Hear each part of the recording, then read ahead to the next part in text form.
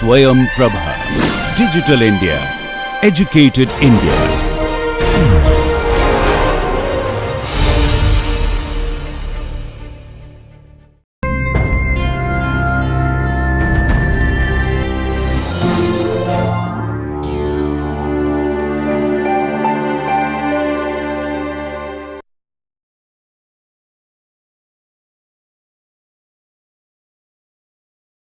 Hello everybody, welcome back to the course on material energy balances. Today we will talk about mixing and solutions. So what is the importance of this? So until now we have been assuming ideal mixing and solutions behavior. Now let us look at how we can account for non-ideality in these scenarios. So what is the importance of mixing and solution in energy balances? Mixing of two liquids, for example sulfuric acid and water, or dissolving a solid in a liquid can actually release heat or absorb heat. Bonds between neighboring molecules or atoms are broken and new bonds are formed in the product. So this means there is going to be energy associated with this process. If the energy required to break the bonds is less than the energy released during the bond formation, then the net energy release happens. If you have it the other way, then energy is absorbed. If this energy which is released is not dissipated quickly, then the solution temperature will also increase. In an ideal mixture, what happens is the enthalpy of the mixture is equal to the summation of the contributions of enthalpy of individual components. So until now we have been assuming ideal mixture behavior. So that is why we have just been calculating the total enthalpy of a mixture as the summation of the enthalpies of individual components present in the mixture. So the ideal mixture assumption works well for nearly all gas mixtures because we are anyways operating under ideal gas behavior most of the times, and for those kind of conditions this assumption is reasonably valid. It also works for liquid mixtures of similar compounds. So if you have methanol and ethanol getting mixed, this would not be a problem. However, it is not valid for other mixtures and solutions. Heat of solution should be included while we are performing energy balance calculations to account for the energy which is either lost or energy change because of the formation of this mixture and solution. What is heat of solution? The difference between the enthalpy of the solution at a given temperature and pressure and the total enthalpy of the pure solvent and the solute at the same temperature and pressure is defined as the heat of solution. So this is quite simple. So think of this as having an initial and final condition. So initial condition is where the pure solvent and the solute are existing separately at a particular temperature and pressure. Now the final condition is the solution which is formed. So just like how we have been looking at phase change, here the process is formation of solution. So just like how phase change has to happen at the constant temperature and pressure for us to identify the enthalpy associated with the phase change, here for identifying the heat of solution, the formation of solution or mixture has to happen at the constant temperature and pressure. For 1 mole of sulfuric acid in water mixture, what you would have is the change in enthalpy, which is the heat of solution, can be given as the enthalpy of the aqueous sulfuric acid minus the summation of the enthalpy of liquid sulfuric acid and enthalpy of water at that particular temperature and pressure. For sulfuric acid dilution, heat is released from the mixture, and because of this delta H cap, which is the heat of solution, is negative. So now heat of solution also has another parameter which is the R term. So what you have here is delta Hs cap T comma R is defined as the change in enthalpy for a process in which 1 mole of a solute is dissolved in R moles of a liquid solvent at constant temperature. See, just like how you have a process where two components are mixing, so here now what happens is depending on the concentration of one component, you are going to have a different effect on the enthalpy change, and this needs to be accounted for using the R term. So this is the term which defines the level of dilution or concentration of the solute in the solvent. So if R becomes very large, then what happens is delta Hs cap approaches a limiting value which is called as the heat of solution at infinite dilution. So, as R keeps increasing, the concentration of the solvent goes up to a very large level, and the concentration of solute is infinitesimally small in that kind of a situation, and this is called as an infinite dilution, and the heat of solution then reaches a plateau and it remains a constant, which is called as the heat of solution at infinite dilution. Heat of mixing is similar to heat of solution, except here you have two liquids that are mixed instead of a solid and a solid being dissolved in a liquid. Perry's handbook gives you an extensive list of heat of solution for various substances in water at 18 degrees Celsius and room temperature. You can also get this information from one of the prescribed textbooks, which is Felder-Russo table B11, where you have the heat of solution at 25 degrees Celsius for HCl gas and sodium hydroxide solid in water, and the heat of mixing for 25 degrees Celsius of H2SO4 liquid and water. R is used in the table B11 in terms of moles of water per mole of solute. It is not moles of solution per mole of solute. So, R is usually represented as the number of moles of the solvent, which is water, per mole of solute. Okay. So, use that appropriately, because when we write the enthalpy table, so just like how we saw with psychrometric charts, if you remember when we did psychrometric charts, we filled the enthalpy table with only the dry air. We did not write the mass of humid air, because the enthalpy term was obtained for the dry air. It was given in terms of kilojoules per kilogram of dry air. So, the component multiplied with the specific enthalpy term has to be the mass of dry air.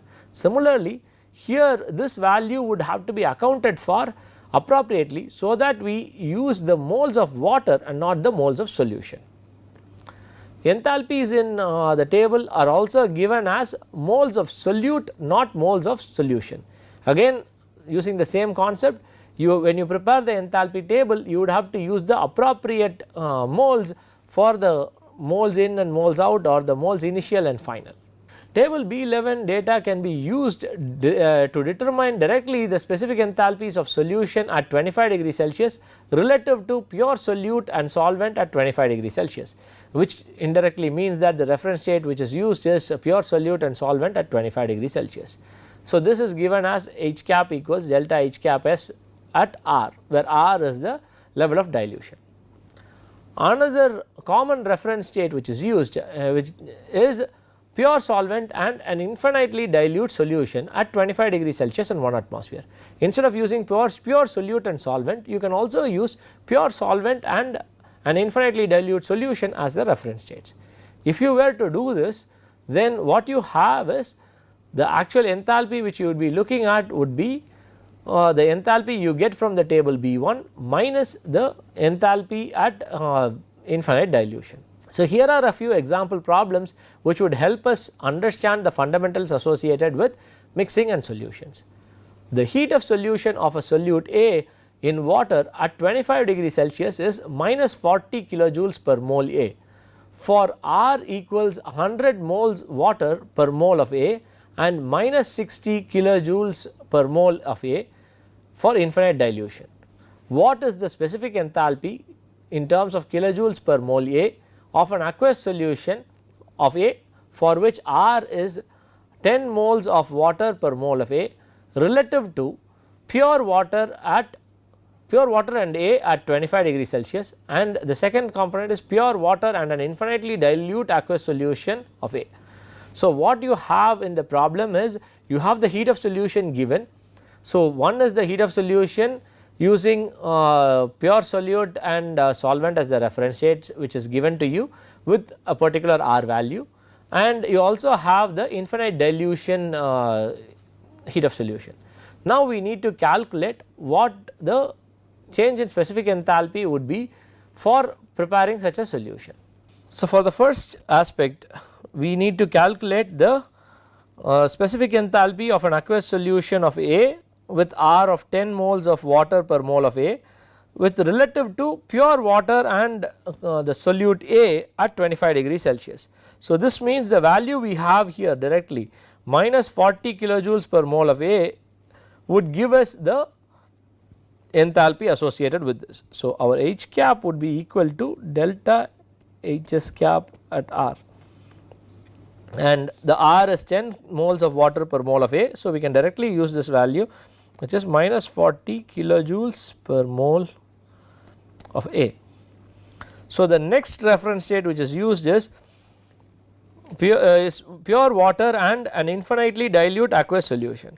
So, in the previous slide we looked at how we would calculate this. So, your H cap would be delta Hs cap at R minus delta Hs cap at infinity.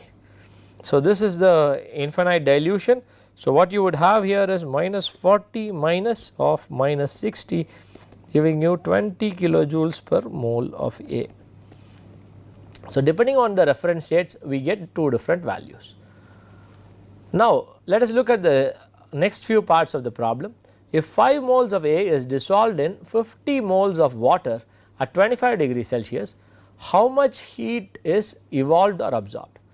So, first thing we need to know is what is the R value. So, we have defined R value as the number of moles of water per mole of A. So, here we have 5 moles of A dissolved in 50 moles of water. So, 50 moles of water divided by 5 moles of A would give us an R value of 10, which means we can use the value given for heat of solution in the problem directly. So, the Q would be equal to delta H, so which is equal to N delta H cap. So, here we are assuming no change in kinetic energy, potential energy and shaft work. So, this would mean this equation simplifies for the open system to Q equals N delta H cap. So, this would mean Q equals 5 times minus 40, which is minus 200 kilojoules. So, Q here is less than 0, which means heat is not supplied, heat is removed from the system or released from the system. You have 200 kilojoules of heat which is released from the system while the solution is being prepared. So, this is the second part. So, now for the third part we are asked to identify how much heat is evolved or absorbed if the solution prepared is poured into a large tank of water at 25 degrees Celsius. Now, what you have is the initial condition is 5 moles of A dissolved in 50 moles of water. The final condition is what this solution being thrown into a huge tank of water, which would eventually mean the final condition would be at infinite dilution. So, now what we have is the final condition is infinite dilution, initial condition we already know. So, let us try to identify what the change in enthalpy would be, which is Q equals N times delta H cap S infinity minus N times delta H cap S R, which equals 5 times minus 60 minus 5 times minus 40, giving you Q equals minus 100 kilojoules. So, 100 kilojoules would be released if this mixture is, if the solution is poured into a large tank of water at 100 degree at 25 degrees Celsius. So, with this we have done some simple calculations to try and understand what this heat of solution represents. We will also look at more example problems which would help us perform energy balances using heat of solution. So, how would we perform energy balances when we account for solutions? First thing we need to do is we will be preparing the enthalpy table which should consider the solution as a single component and pure substances at 25 degrees Celsius as the reference state. By doing this, we would actually have a process where the pure components which are the reference state goes to the final condition which is there in the enthalpy table, which would be the solution of these two components. So, for finding the enthalpy of a solution at a temperature which is different from 25 degrees Celsius, what you would do is you would calculate the enthalpy at 25 degrees Celsius from the tabulated data. You would add enthalpy change for heating or cooling of the solution from 25 degrees Celsius to temperature T. If solution heat capacities are available, this can be used directly for calculating the change in enthalpies. If not, what you do is then you have to calculate the heat capacity of the mixture using Cp of the mixture, or use heat capacity of the pure solvent depending on the pure solvent and solute, or the pure solvent alone depending on the level of dilution. Here is an example problem where we will be performing energy balances accounting for heat of solution as well. Hydrochloric acid is produced by absorbing gaseous hydrochloride in water. Calculate the heat that must be transferred to or from an absorption unit if HCl gas at 100 degrees Celsius and H2O liquid at 25 degrees Celsius are fed to produce 1000 kilograms per hour of 20 weight percent HCl aqueous at 40 degrees Celsius. Let us now look at how to solve this problem. As the H cap values are available to us in terms of kilojoules per mole, we first need to identify the number of moles of HCl and water in the system. So, the molar flow rate N dot HCl for the HCl would be given as 1000 times 0.2 times 10 power 3 divided by 35.6. So, this gives us 5480 moles of HCl per hour.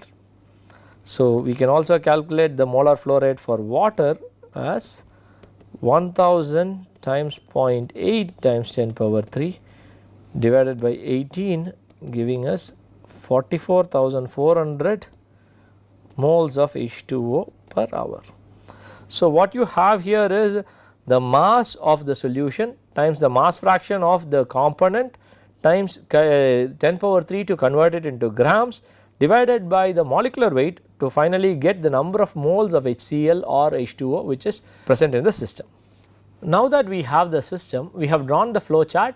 So, as you see, 5480 moles of HCl gas at 100 degrees Celsius and 44,400 moles of H2O liquid at 25 degrees Celsius are entering to finally form 1000 kilograms per hour of 20 weight percent HCl aqueous, leaving at 40 degrees Celsius. Now, let us see how to perform the energy balance calculations. Here no material balances are required. So, we can start performing the energy balance calculations.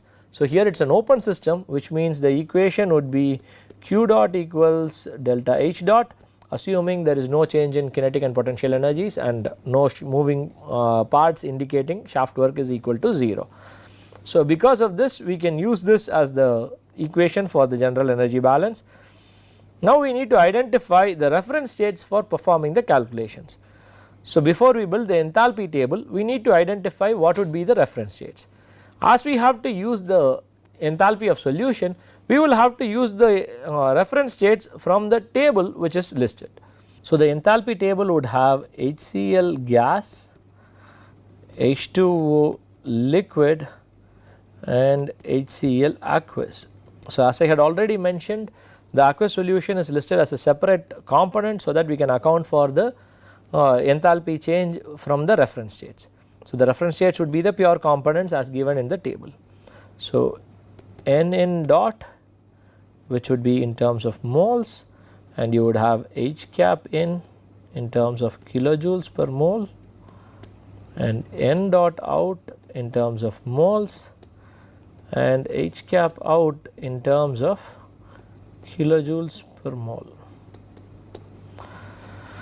So, you have 5480 moles of HCl gas and 44,400 moles of water liquid entering into the system. So, now you do not have any HCl gas leaving the system or water liquid leaving the system. All you have is the aqueous HCl which is leaving the system. However, when we are writing the component in the aqueous HCl, we will not write the total number of moles, we will only write the number of moles of HCl, because the enthalpy is given in terms of per mole of solute. So, when we use the enthalpy value from the table, we can use only the mass of the solute or the moles of the solute to be multiplied. So, we will account only for the moles of HCl here for performing the calculations. So, this is 5480. So, this would have an H1 cap So, you have water liquid coming in at 25 degrees Celsius, which is the same as the reference state. So, this would have a 0 enthalpy, and this would have another enthalpy which is H2 cap. Now, we need to calculate H1 cap and H2 cap. H1 cap is simple. H1 cap is basically integral Cp dt, where Cp is the specific heat capacity of HCl gas, and the condition goes from 25 degrees Celsius, which is the reference state, to 100 degrees Celsius, which is the state of, this is the temperature at which HCl is coming in. So, using the Cp value for HCl gas, we can calculate H1 cap as 2.178 kilojoules per mole. Now, the next step is to identify H2 cap. How do we do that? H2 cap is basically for the process where you have two steps.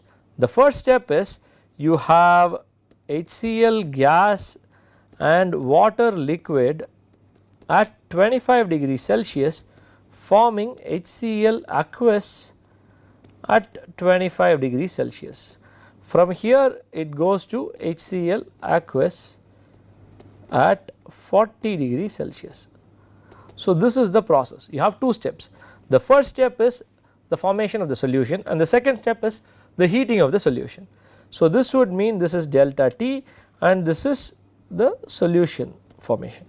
So, for the first step we can get the change in enthalpy data using the table which lists the heat of solution. For identifying the heat of solution from the table, we need to know the R value. So, R would be equal to number of moles of water per mole of HCl. So, we have 44,400 moles of water for 5,480 moles of HCl, which implies R is roughly 8.1.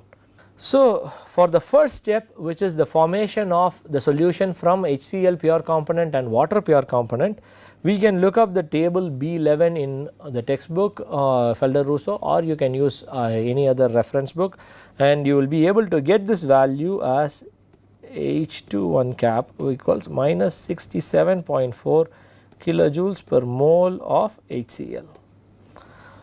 For the next value, which is heating the aqueous HCl to from 25 degrees Celsius to 40 degrees Celsius, you need to identify the Cp value for HCl aqueous. So, this value can be obtained from Perry's handbook.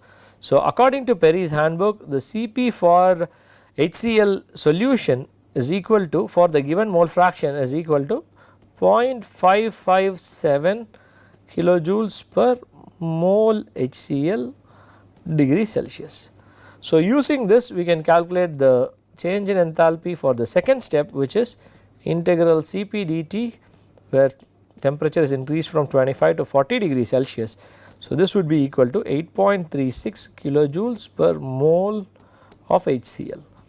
So, the total change, which is H2 cap, would be equal to the sum of these two, giving us a value of minus 59 kilojoules per mole.